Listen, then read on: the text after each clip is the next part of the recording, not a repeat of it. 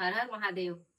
आता मी उभी आहे आमच्या रुद्रधामच्या शिवमंदिरात आणि आजचं विशेष सांगायचं म्हणजे आज कालभैरव बाबांची जयंती असल्यामुळे आज इथे कालभैरव बाबांच्या मूर्तीची स्थापना झालेली आहे. आणि छान पूजा आणि सगळे खूप छान आरती आणि आम्ही खूप खुश होतो आज आणि म्हणजे खूप मजा केली थोडक्यात. बरं मला एक महत्वाचं असं सांगायचं आहे, की मूर्तीमध्ये तुम्ही पहा या ठिकाणी एक श्वान आहे. म्हणजे सगळ्यांना कळेल अशा भाषेत सांगायचं तर कुत्रा बसलेला आहे. बऱ्याच लोकांना हे माहित नाही, की कालभैरव बाबांचं जे वाहन आहे ते श्वान आहे.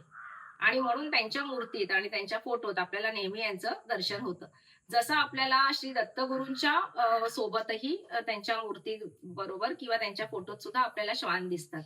तर आता या श्वानबद्दल मला असं सांगायचं आहे, की कालभैरव हे स्वतः काळाचे अधिपती आहेत, की ज्यांच्या हातात काळ आहे. म्हणजे वेळ आहे आणि अशा देवतेचं वाहन श्वान आहे. आणि आता आपण सध्या असं पाहतोय, की त्यांच्यावर खरंच खूप संकट आलेलं आहे.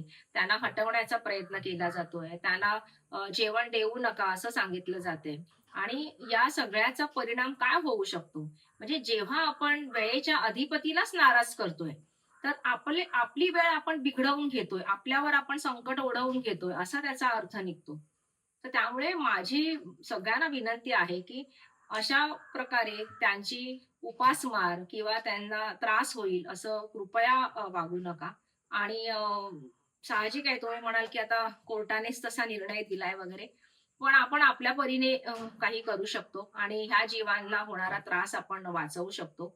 आणि वेळेच्या अधिपतींना, काळभैरवांना आपण खुश करू शकतो, प्रसन्न करू शकतो. आणि त्यामुळे नक्कीच आपलं आयुष्य सुधारेल, आपली वेळ चांगली येईल. तर त्यासाठी सगळ्यांनी प्लीज यावर विचार करा. जय बाबाजी, हर हर महादेव, जय कालभैरव बाबा.